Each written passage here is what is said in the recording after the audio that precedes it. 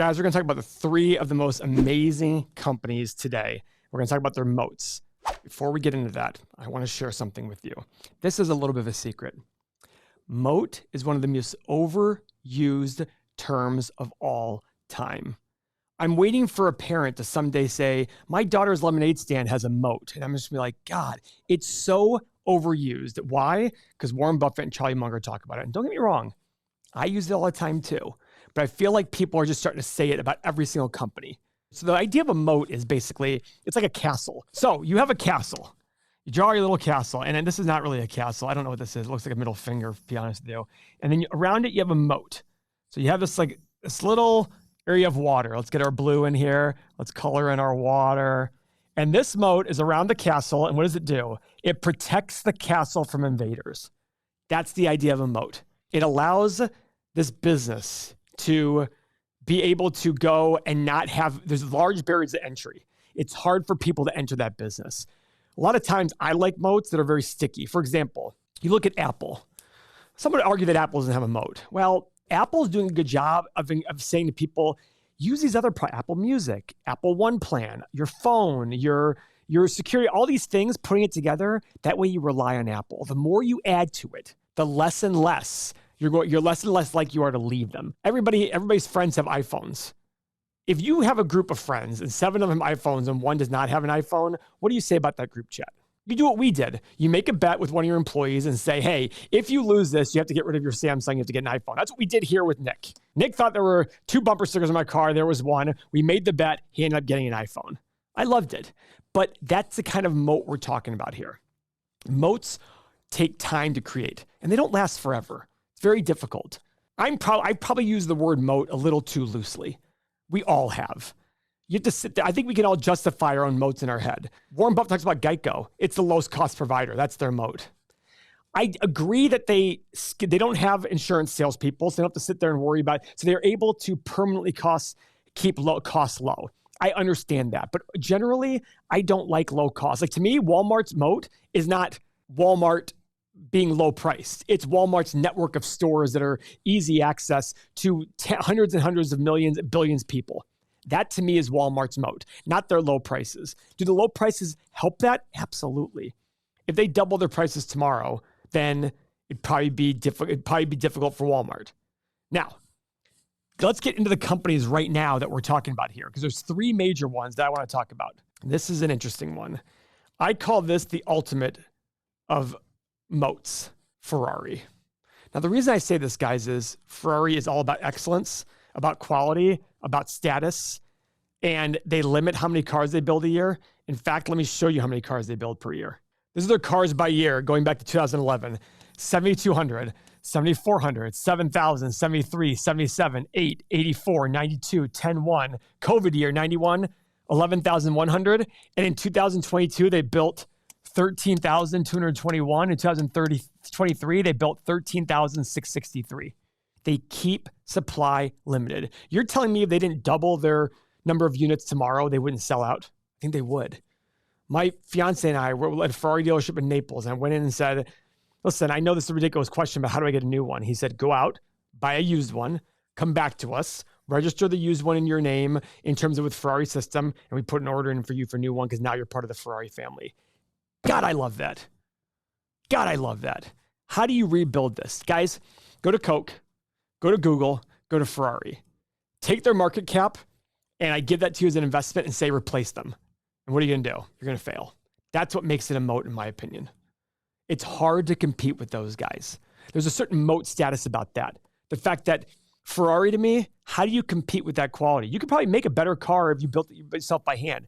But are you going to get somebody to pay you $1 million for a car you built by hand? No, trust me. I built a car by hand with a couple of friends. I got 40 grand for it. Nobody gave me any money for it. Now, it wasn't a Ferrari quality, but the point I'm trying to make is there's that intangible amount of amazingness that comes with Ferrari. This luxury that's even above Lamborghini. I think maybe it's on the level of Rolls-Royce. Like it's the status symbol of, do you have a Rolls-Royce? Do you have a Ferrari? When you have this level of wealth, that's what you get. I look at that going, that is the ultimate moat, is this luxury and this attachment to this luxury feeling you have. You don't see people go to Ferrari dealership and say, let's negotiate price. No, this is the price. Do you want it or not? Because if you don't want it, somebody else will. That's what's incredible. So I look at this saying, okay. Now the issue I have with Ferrari, guys, is I don't like the fact that their free cash flow and profit margin are very different. Look at this. 10-year average free cash flow is 11.5%, 12.1 for 5-year, 14.2 for 1 year. For earnings, it's 17.3 for the 10-year, 19.1 for the 5-year, and 21%. It's a big gap. So you got to understand why that is. If you understand why that is, I would focus on, I don't think they're building lots of factories because it's not like they build 10 million cars a year and need to grow to 11 million. They build 13,000 cars a year, 13,200, 13,600. Maybe they do 14,000 this year. I have no idea. So I look at this saying that I'd love to hear your comments below about that. Guys, this is what the whole investing part, we talk about investing. It's like, it's so difficult because you can attach yourself to these things, these companies that are so wonderful. I have 6 to 8 Cokes a day. I use Google and YouTube. I have a business on YouTube. I use Google every other second. I look at Ferraris and think, what a status symbol. They're absolutely beautiful. But you have to be able to separate the company from the stock price. You've got to say there is a price that's too high for a great thing. That's all that there is out there. And you see prices go up. Look at me. I have FOMO about Google. I'm like, damn, should have bought Google when it hits 80. Why did I not pull the trigger? I don't know why I didn't pull the trigger. But that was asinine of me. That is part of the emotional part. Emotional investing isn't only about seeing the stock fall. It's also about seeing it go up and having FOMO. I don't get worried when a stock I love falls. Yeah, do I question like, hey, maybe I'm wrong on this one? I go reevaluate. No, I think I'm good. But it really irritates me when I go, damn, the price was there and I didn't buy it. That does bother me. I don't get bothered when NVIDIA goes from 700 to 900. It was stupid at 700. It's stupid at 900. But when a stock like Google falls to $75, $80, I didn't pull the trigger. That's where I feel dumb. That's where I sit there. And that's the emotional part of investing that's so difficult. Yeah, this software is wonderful. Helps with that fundamentals. But the question is, can you handle the emotional part? The emotional part's what's going to compound your money for a long time and make you the real wealth you want to have. But you've got to be able to handle the ups and downs. Because there's just 2 years ago, the stock was at 80 and everybody was saying that Google was slipping. It sucked. The CEO needed to be fired. Those were literally real conversations. And anybody doesn't remember that, go Google it. Those were real, go Google it. Isn't that cute? Those were real conversations being had. Those conversations are your friend as an investor. The question is, are you able to pull the trigger when those conversations are had? Are you able to separate the market's reaction to what reality is? That's why we have the community. This community has thousands of like-minded investors who have these conversations every day that'll help you make better emotional decisions. It's so tough to be out there on your own, responding to these emotions, seeing the market do what it does and go, I'm okay with this. If you want to do a better job of that, do me a favor. Do yourself a favor. Sign up for the community.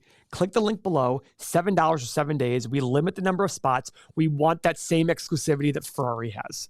So sign up today before the spots get taken. If you're on the wait list, there will be instructions sent to you on how to fast track yourself to get in the wait list, higher in the wait list, but please do that. Coca-Cola. Now, guys, I'm a little biased here. Why do I think Coke has a moat? Well, I drink 6 to 8 Coke Zeros a day. That is a fact. 6 to 8 Coke Zeros a day. Coke sits here, and there's a lot of interesting stories. Remember there's that old theory, or everybody said that Coca-Cola had cocaine in it. Spoiler alert, until 1903, it had 9 milligrams of cocaine in it. I think then they stopped using it. So it doesn't still have it. Another little interesting thing, the Coke recipe is not patented because they don't want anybody to find out about it. They said there's a few people at the company, and it's highly protected, who know the patent. Here's an interesting story. I think you can Google this and verify it. Please do. Years ago, a Coca-Cola employee, a secretary, something like that, stole the recipe, reached out to Pepsi and said, we have the recipe if you want it. Pepsi execs called Coca-Cola and said, guys, somebody at your company is trying to sell us the Coke recipe. Here's who it is. Go arrest them. I love that. To me, that was like, listen, Pepsi could have completely screwed Coca-Cola over there. Maybe not completely screwed them, but the point is Coca-Cola really valued this recipe immensely to keep it secret. Pepsi could have had it, and they said, we're not going to take it. Here's your recipe. Just go arrest those people. What a wonderful act by Coca-Cola. Now, I've been reading various reports. 1.7 billion to 1.9 billion Coke products are consumed every day. Now remember though, they have like 3,800 Coke products. It's not just Coca-Cola. They have water, they have juice, they have vitamin drink, they have all these things. So don't just think of it as Coca-Cola. Another little tidbit, for those of you who hate aspartame, oh, it's so dangerous. Go read about the FDA and how many levels. It's something like for every kilogram you weigh, you can only have 40 milligrams of aspartame. And for a guy like me, where what I weigh, it's like the equivalent of like 42 Diet Cokes a day or Coke Zeros a day. I'm not worried about it. So for those of you who get all your panties up in a bunch about it, just relax. Stop chain smoking while you tell me. I remember I once dated a girl and she was a chain smoker. She told me how bad pop was for me. And I was just like, is this a joke? She was a chain smoker and she was a vegan. So she thought she was levitating above me. And I was like, okay, sounds good. Coca-Cola, great company, slow grower. Warren Buffett talks about the moat. They pay a 3% dividend, which eats up pretty much all of their cash flow. I mean, look at this, 80% of their free cash flow last year. Great company. He paid 30 times earnings in 1987 for it. I had it for a long time, and including dividends, he's made about 11 or 12% on his money. So not bad. So what the question is, well, how are they going to grow? Well, look at this growth rate for their earnings. 4%, 7%, 6%, 11%, 6%, according to analysts. This is not big time growth, guys. This is very slow growth. This is not exciting. That's what Coke is. Revenue growth, 3 to 5%. 3.5, 5.2, 3.6, 5.6, 4.3. This is not a grower. It's a shower. So let's go pull up our stock analyzer tool and see what the right price for Coca-Cola is. I last did it on April 30th. Did very reasonable assumptions. 3, 4.5, and 6% revenue growth. Profit margin of 20, 22, and 24. Same for free cash flow. I did a PE and price of free cash flow of 20, 23, and 26. Same here for price of free cash flow. And what's our return based on 9% return? No margin of safety here. I'm putting 0 margin of safety in. Of course, to buy an individual company, you should put margin of safety in. I hit the analyze button. I've got 40 on the low side, 70 in the high, 53 in the middle. So I'd look at it going, at 47. By the way, these returns are based on today's price and includes dividends. So I'm going to wait a little bit on Coke. I don't mind waiting. It doesn't bother me. This is a fairly new company, relatively. The Googly Moogly. I love talking about Google.